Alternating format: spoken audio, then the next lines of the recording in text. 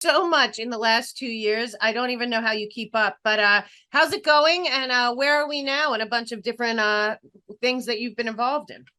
Yeah, thanks, Mel. Yeah, it's been a very busy 2 years, let me tell you. I hope you are great. I hope everyone that you're related to is great. I hope life is awesome and you are phenomenal. If you're going to be, are you going to be in Rochester? I'm assuming. Yes, I am. If you're going to be, I told you, I texted you, if you're going to be there, I'm going to be there. And that's how it works. We got a good team. And we know that you guys are really starting, you especially, to make some headway. I think people are looking at this point for justice. They are looking Yes. for the truth to be exposed. We have Rand Paul doing hearings on gain of function finally. What do you see on that front? Do you believe that we will at some point soon start seeing some justice? Oh, I sure hope so. And I will tell you, we could talk a little bit about the Rand Paul thing.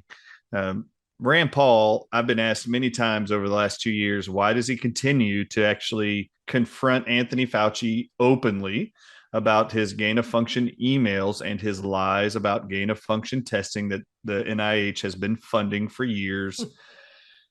And why people reach out to me all the time and say, why doesn't Rand Paul ask Anthony Fauci, why did he lie about the safety and efficacy of remdesivir? Like Right. they always ask me, why doesn't he do that? Because he outright lied. He said that it was safe and effective. You've been able to show the world that the studies he had beforehand absolutely showed it caused multiple organ failure, kidney failure in 30% of all people they gave it to. Right. It actually caused death to 53% of all Ebola patients that received it, who actually not all of them were confirmed to have Ebola, which is even crazier. Right. So they were given the drug remdesivir to babies born for the first 7 days of life. If they found a woman had PCR tested for Ebola, they automatically included their baby, even if it wasn't PCR testing for Ebola or even had symptoms. So they were automatically enrolled in the trial with these experimental drugs also. So that 53% of people who died on remdesivir does not include people who actually had Ebola. There were Right. babies included that didn't have anything wrong with them. So it's a pretty disgusting thing. So every time I've been asked about that with Rand Paul, why does Rand Paul not ask Anthony Fauci about remdesivir and his lying about the drugs? Or why doesn't he address the non long term studies ever done on the COVID-19 vaccines, right? Well, I have to tell you, this is the very first thing, and I will relate this to something Brannon House taught me a few weeks ago. So I just want you to know, I've always said this: Rand Paul will not bring up remdesivir to Anthony Fauci. He will not do it because his wife, February of 2020, was given insider trader info to put $1 million into Gilead Sciences, who makes remdesivir. That was Wow. that was exactly 3 months before Anthony Fauci declared only one company in the whole world to be given the contract as the only antiviral for COVID-19, which was Gilead's remdesivir. So Rand Paul is making a crap ton of money off of the insider trading given to his wife to invest $1 million of their money into Gilead Sciences. They are making a crap ton of money off of Gilead and investing in that company before Anthony Fauci, 3 months later in May of 2020, offered the contract to Gilead for the only antiviral to treat all COVID-19 Americans. And now it's in all countries around the world. So this is a big, big moneymaker for Rand Paul. He will not talk about remdesivir. He will not implicate his own wife and family into this whole play of remdesivir. I just need you to know, I've said from the beginning, this is a massive charade Yeah. by Rand. Well, This is what I said. It's a massive charade by Rand Paul, and it wow. sucks because he's the only one who appeared to blatantly get upset on a TV camera against Anthony Fauci for lying. It was great to see somebody call him out to his face, but it was all a charade from the beginning. It sucked. He did Well, lie. He really can't cover up this lie of Anthony Fauci with his emails, so they're going to expose that and act like they're fighting against this big monster. But Rand Paul has made bukus of money off of Gilead and this COVID-19 pandemic. well, I think what we learned the most, what I do a lot of my work on is this fraud that is the entire government when it comes to the money, the public-private partnership, the insider trading. I frankly think also that a lot of them have made a fortune over the climate emergency measures that they're pulling. And it's really disturbing when you follow the money. It appears to, I think everyone in Congress and Senate and our government over the last 10 years, there should be an independent audit of all of them. This is the amount of money these people have made, not just over the COVID and the treatment, over their climate stuff, all based also on models and manipulation funded by Gates and Soros and all the same people with the COVID. You know, we're really at a place where our government, you know, is it's like it's a criminal ring of some sort.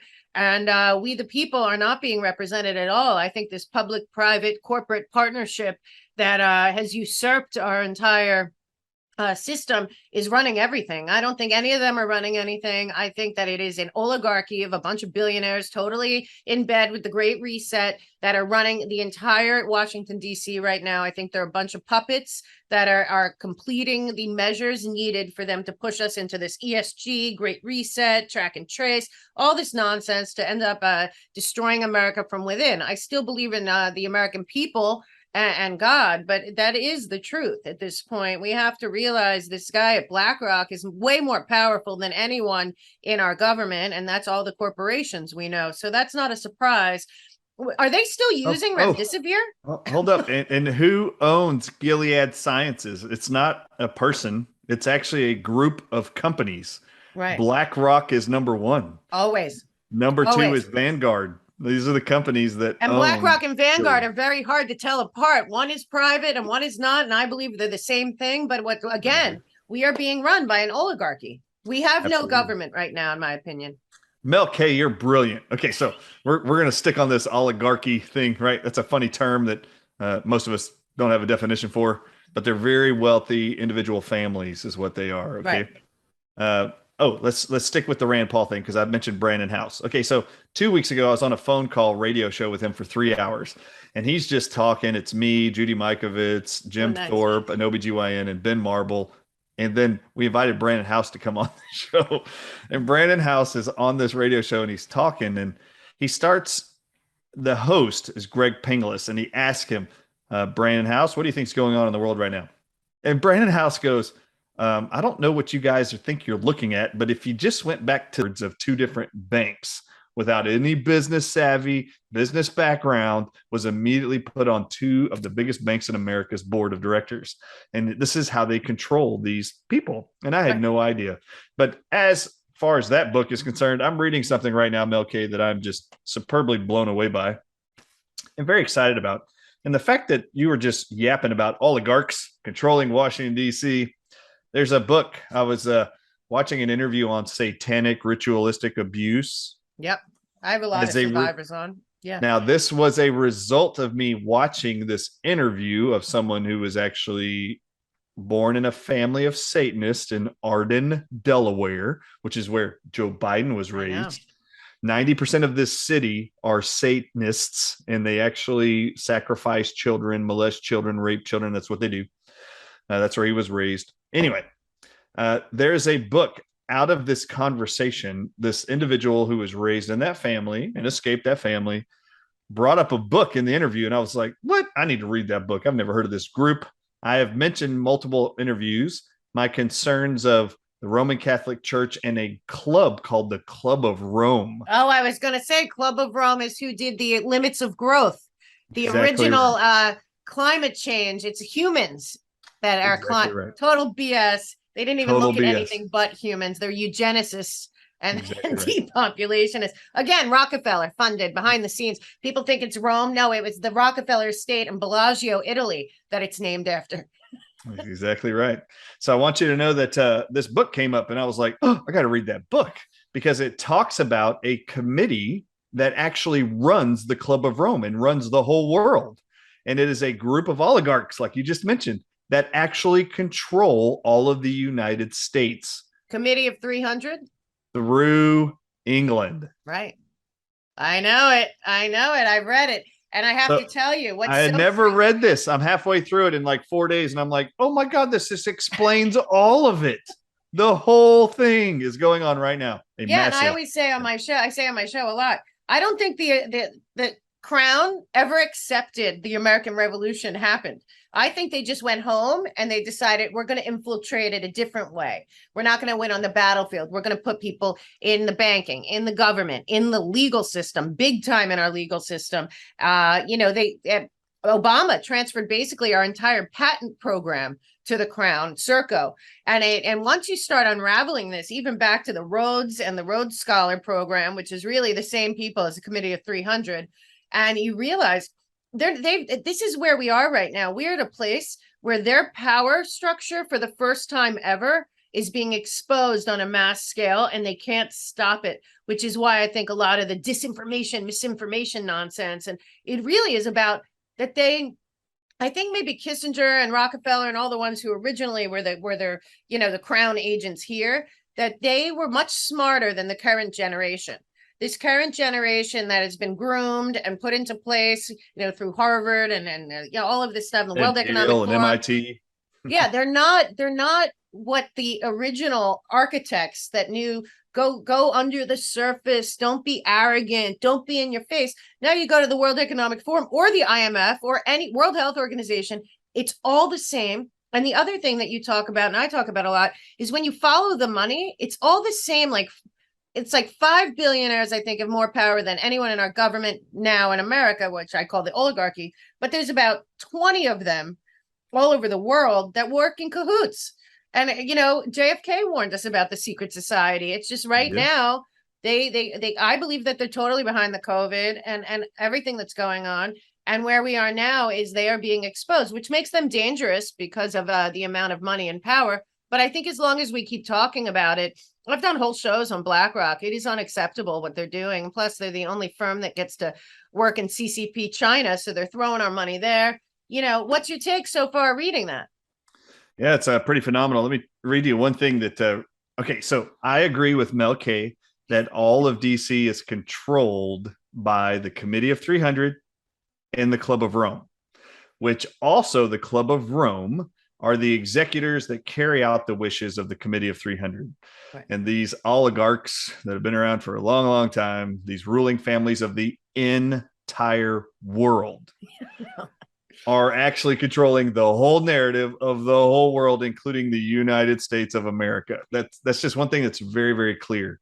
Yeah. But I do have to say this, and I'll just say it here on the show, but don't bother you or your audiences. But when my Watch the Water documentary came out about all of the venom aspects and weaponizing of venoms are calling COVID, my concerns of venoms inside the shots, which are absolutely what I believe is causing all the side effects that we see here. When that dropped, it was very interesting. I mean, it went around the world, hundreds of millions of views around the world within days. It was actually being canceled in countries within 5 days. Austria was the first, Switzerland the next day. Yeah, real shocking, right? And then Austria the very next week releases its water treatment facility findings for COVID. I was like, no wonder why you blocked all this for your country. But once that came out, what was interesting, Mel, is a whole bunch of people. I mean, I probably did 500 interviews the last 8 weeks. In those interviews, half of them were interviewers of different platforms that wanted their audiences demanded that they interview me, because after watching Watch the Water documentary and they were so moved by it, they wanted to go see past interviews. I've said this over and over and over. And in this book, over and over and over, I've continued to learn that the control of the United States government is coming from this elite group, the Committee of 300, which the Queen of England is a member of. Yep. So England still controls the United States through this Committee of 300. Be very, very careful of those that we put our faith in as far as politicians that are put into elected positions.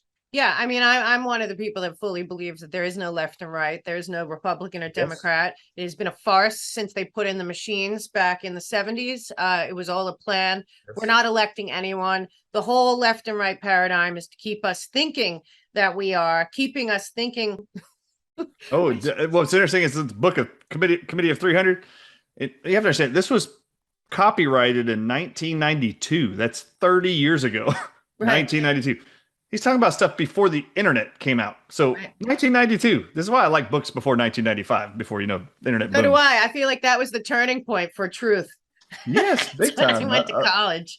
Yeah, it is amazing. But he talks about in here how the Committee of 300 is actually put in place and sent people to all the countries of the world, including the United States, put people in positions of power over the education system Right. to dumb down Americans so they Yeah. can't be as educated, be as smart. He even mentioned here in 1992 of the 42 industrialized nations, he actually says in here that by 1991, right before this was published, that America ranked 39th of 42 industrialized nations in education and intelligence. Yeah. And they did that on purpose. And I remember when my 10-year-old started elementary school, I remember learning from the teachers that they were going to teach a new math because, math Common changed. Core. Yeah. They were going to teach new math and they were going to not teach any more cursive handwriting. And I remember thinking, well, that sucks. How are you going to read old journals if you don't know how to read? I mean, it's just this weird, all of it has been an Also, it's a assault on mental thing. education. Writing stuff down, Oh, yeah. it triggers more pathways in your brain. So, like the whole concept. So they don't write at all. They also don't get textbooks anymore. And also, like what you're talking about, the entire push to remote learning and online learning is really about creating dossiers on every child. Every kid that was enrolling in the Google slash, Bill Gates, UNESCO, the worst. There's a world curriculum going on, which the Committee of 300 also controls. Because a lot of people ask me about the World Economic Forum, and because I talk about it a lot, I always say they're not at the top. The World Economic Forum is the face that will go down for all of this, probably. Yeah, absolutely. But the people above them, you don't know them because they don't want to be known. They don't care about you. They don't care to be known. Especially you brought up Austria, also the Dutch government, real big up in they're all in it. You talked about Queen Elizabeth, but there's a whole bunch of people, and that Club of Rome is above most of what we're seeing. The only thing above them, I believe, is the Bank of International Settlements, which is theirs. Yeah, they mentioned that in here actually multiple times. And and people don't even know. And the saddest part is another realization about looking back, that you're talking about the realizations you get that you don't really want to know, but you have to know, or why are we doing this? Is that Bush, Clinton, and Obama were Clinton and Obama, all on the same team. And I believe McCain, Kerry, these people lost their races knowing that they would. Romney, they're all in on it. They're all in on it. Yep, absolutely all in on it. Do you remember how the Committee of 300 got so much power financially? Do you remember what they figured out was going to help them make the most money and that made them billions and billions of dollars? Do you remember? No, I thought it was the First World War, but actually they go back to the French Revolution, I'm pretty sure, to tell you the truth. I'm just talking about the current. What was it, a pandemic? They made billions and billions of dollars off the British East Indies Company delivering opium all over the world. Oh, from Shanghai. Particularly to China. So the Queen of England used their actual boats and ships in the British East Indies Company to deliver millions of tons of opioid to China to get them all hooked on drugs and produce tons of money for them. And then they actually brought them to the United States. They're the Chinese opioid addicts. They brought them here as railroad workers to take railroads all the way across California and then left them here. They didn't take them back. They left them all here. And that was the way they smuggled in opiates into America and got us all hooked on those drugs. So drugs is how they built their big empire. And that's what I'm reading about here.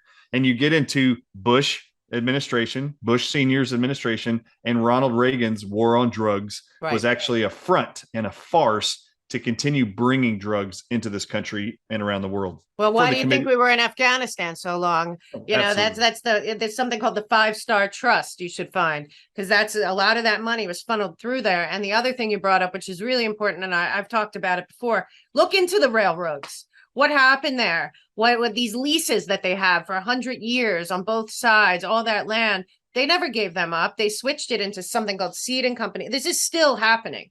And this is why this great awakening, especially in America, we have been so deceived on every level. And, I talk also about Operation Paperclip, when all the Nazis came here and infiltrated everything and our universities and all of that. But what you're talking about with the East India Company and the original Rockefellers and Rothschilds and all of them hiding behind people to buy up all the railroads and build the railroads is a very big deal. Because I'll tell you what you're talking about with the Shanghai Corporation, all the stuff with the Hong Kong Bank and the Shanghai banks. Yes. I think that we're dealing with this whole drug thing again. It's mind control, but it's also part of it is the metaverse, social media, but also the fentanyl, the legalization of, it's not just marijuana. They're looking at right now legalizing shrooms, LSD, cocaine. That's all a plan of the Committee of 300. That's their goal, is to get all of this legalized in our country. Zombies. Yes, good call. Okay, so I just actually, before I walked in here, my wife's like, Jane's like, what are you learning in that book? And I said, I'm learning a few things actually that I didn't know. Okay. And you probably didn't want to know. Actually, I do love knowing stuff, but it's so weird. Mel, I was at an event in Huntington Beach 2 weeks ago, and this guy's in the audience, and he just sees me walk in to the back of the building. And he's like, hey, everybody wants to say something to you. Hey, Dr. Artist, come here. I want you to read this. And he pulls up this contract from Amazon, AWS, like to do services, merchant services through them for his business. He's like, can I show you something in their contract? And he's flying up on his phone like 1,000 pages on this contract. And he gets down to this one paragraph and he goes, read this and tell me your thoughts.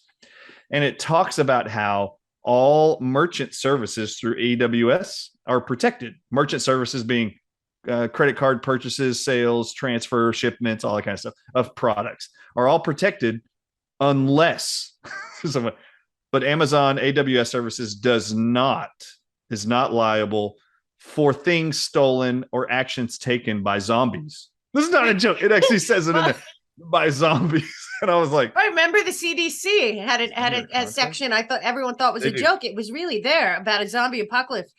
But it's like they're doing a lobotomy. But that's what we talked a lot early on, way before anyone else was, about the shots and the 5G and all of this, like the radiation. This is really, I accidentally watched the new what was it called? Blade Runner. And I'm watching it and I'm thinking, Ridley Scott should have put a thing before this saying that this is a PSA for Agenda 2030. Because if that happens, the whole nonsense, from the Club of Rome, Limits of Growth, about CO2 started there. It's all, they want to depopulate. Oh, yeah, for sure. That's what their goal is. Yep. And they're planning, because I'll tell you what, it doesn't matter. They won't succeed. I still believe God wins. But I will tell you that they have built giant bunkers underneath Lake Geneva, in Brussels, all over here. And in all the elitist, because they're not elites, they're elitists, strongholds all over the world. For why? Well, we just had a thing in New York City where they put a PSA out about a nuclear weapon being released here. And I'm looking at Rob and I'm like, they're coming for us. Here they come. Then they said, we're just being prepared. You're preparing us for. Oh, wait, did you see the New York City mayor? Did you see what he just announced a week and a half ago? Any white people?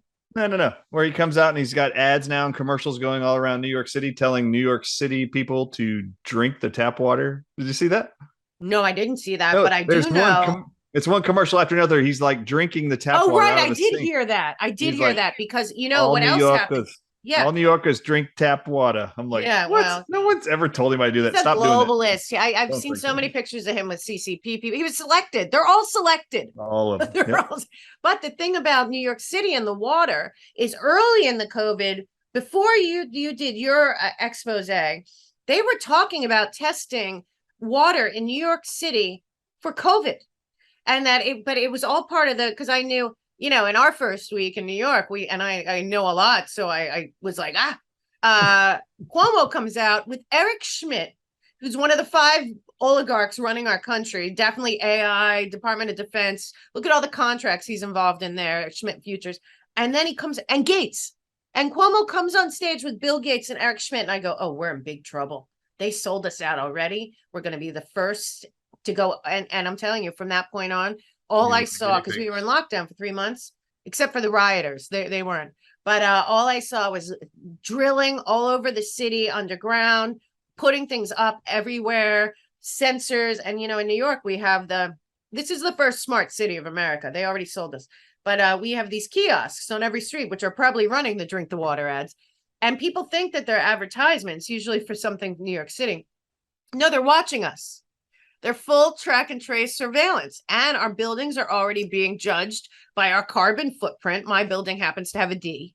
And it's just a whole money-making scheme too. The whole entire thing, from what I saw from Glasgow, and that it's just so disgusting. They're telling us to our faces, like, you're going to own nothing and be happy. They really mean it. And they introduced this natural asset class, which would be the new Wall Street of all things, including air, water, land, property, everything.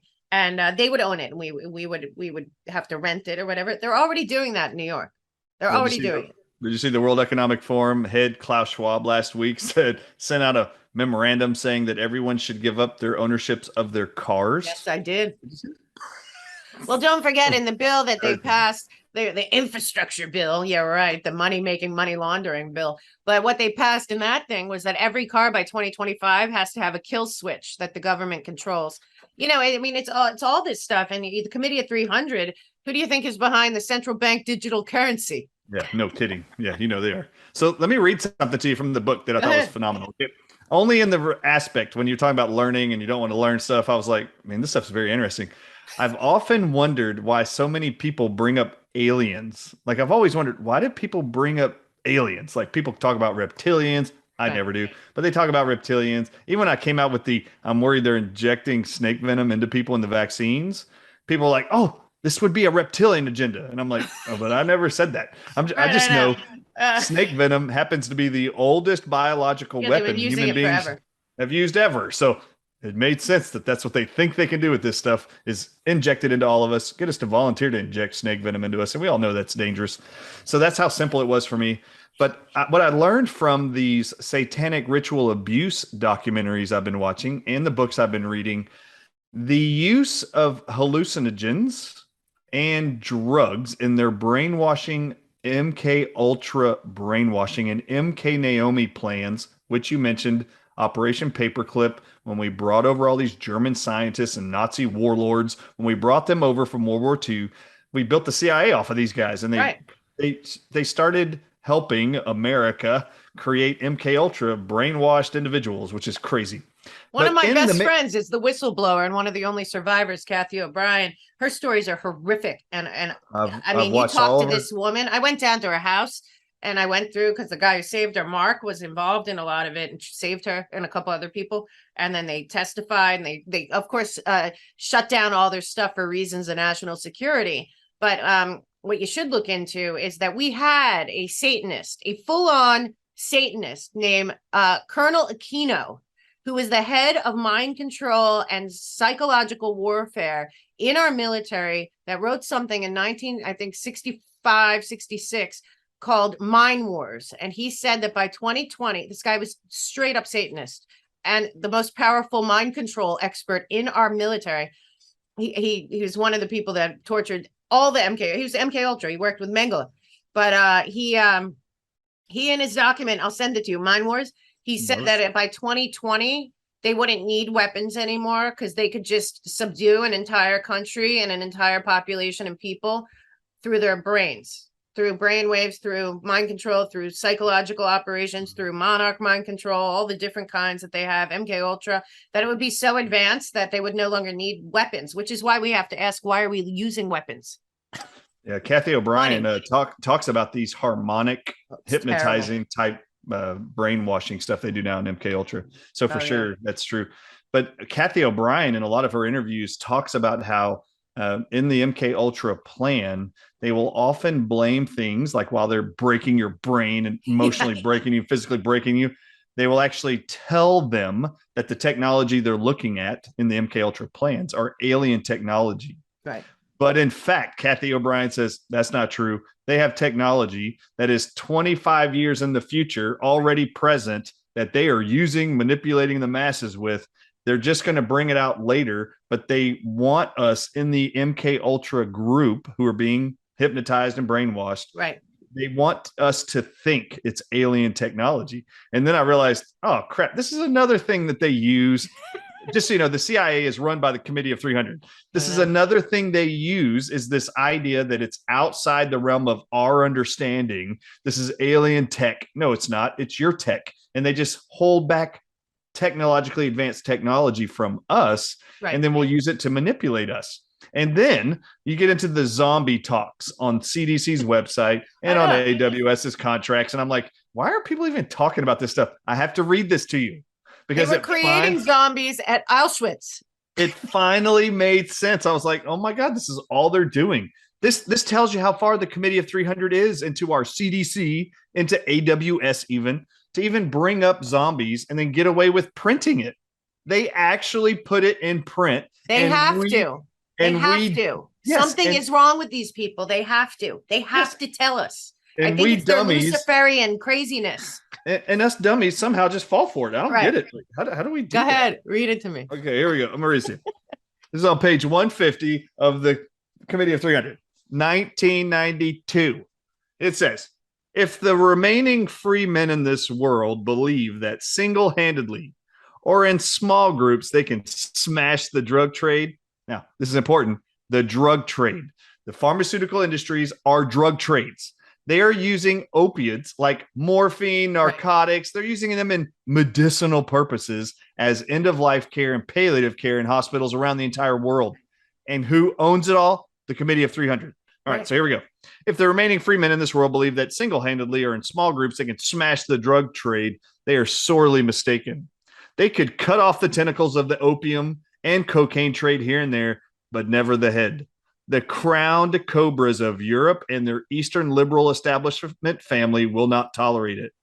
The war on drugs, which the Bush administration is allegedly fighting, but which it is not, is for total legalization of all types and classes of drugs.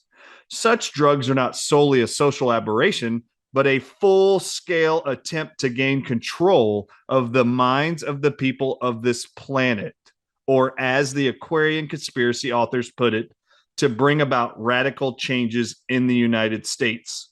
Quote, this is the principal task of the Committee of 300, the ultimate secret society, all in bold. I just want you to know, they are wanting to create zombies through drugs. So they're going, this is what it says in the book. There isn't a country on earth, the Committee of 300 says, that they can't destroy the economy of that country. And by year 5, where a person cannot get a job to work and provide income to himself or his family, every single person by year 5 will subvert themselves to drugs to offset their misery. And then they will have all control of that group through mind control and substance abuse. Right. That is what they're working towards. And they've already manifested it with the opium trade and the cocaine trade. And they're running and orchestrating that whole thing. The whole thing's a facade. They talk about here how the Committee of 300 created the prohibition of alcohol solely so they could ramp up and make billions of dollars. The Bromptons taking over all the alcohol manufacturing and then sell it back into the masses. They're doing the same thing with legalizing drugs now that they did with alcohol back then, and they're going to do the same thing with vaccines. You see the same thing with drugs right now. Remdesivir, everything's related to the drug pharmaceutical industry. They're all just drug dealers. Do not trust the drugs. Do not trust drugs at all. It all feeds back into the Committee of 300. This is how they controlled the planet and believe they're going to do it from here on out and create mind-controlled people, which would be zombies. Right. And what you're talking about is old. Like whenever when I years old. Kathy or other people, they laugh and they say, "Oh, these people are 20 years ahead of you." Like when there's a lot of people look at Harari and what he's talking about. He knows that they're way ahead of us. You ever look at the GPT-3, GPT-4, like these. They're like cyborgs, but remember back in now I watch Terminator as if it's like the worst horror movie ever made, because they're at a place. I'm fully sure that they're at a place where they have full-on cyborgs that have skin outside, whether it's silicone or something else, that you would not be able to tell the difference if it was a person or not. And this is a big thing. A big investor in that those cyborg people, those transhumanist creations, Bezos, Gates, Soros, and the Crown. And that you're going to find it everywhere. They're all in on it. They've always been in on it. I think that there's enough people talking about it, but this guy who wrote this book in 92, Kathy and Mark in 94, a lot of people, Behold a Pale Horse, I think was in the 90s. Yeah, just want you to know talking. And once you open up the satanic ritual abuse thing and see that it's under 5 years old, and then you put together the dots with the Catholic Church or with Nexium was a big one, or any of these groups, you start to realize, and they're creating them on purpose. And like I said, I saw this in Hollywood. I'm telling you right now, CIA created Hollywood, by the way, and movie business, but they have been using this mind control technology in video games, TV, and film for at least 30 years. And it's just keeps advancing. So I mean, the only way to fight it is to know about it and talk about it and get it out there. But really to fight it, we have to what are your suggestions?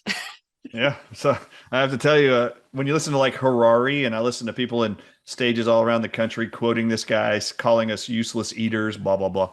I just have to tell you, that guy is new to me. Like in the last year, I never even knew that guy existed. Harari, I didn't know he existed. I don't know who he was. However, what he is saying is not new. It's the Committee of 300 in the 60s was calling us useless eaters. It's in the quotes in their documents, and it's all in this book. This book was written in 1992, by the way. Harari's probably not even 30 years old. Anyway, so all this stuff was already written, and as I'm reading it, I'm like, oh my God, it's all the same stuff. The Club of Rome, they're the ones who actually pitched this idea through the Committee of 300 that by the year 2030 or by the year 2050, the Earth has to be reduced in population to 1 billion people or less, Right. because it's going to use up all the resources on the planet. It's all fraudulent. They didn't look at anything but human related climate change. They didn't look at anything meteorology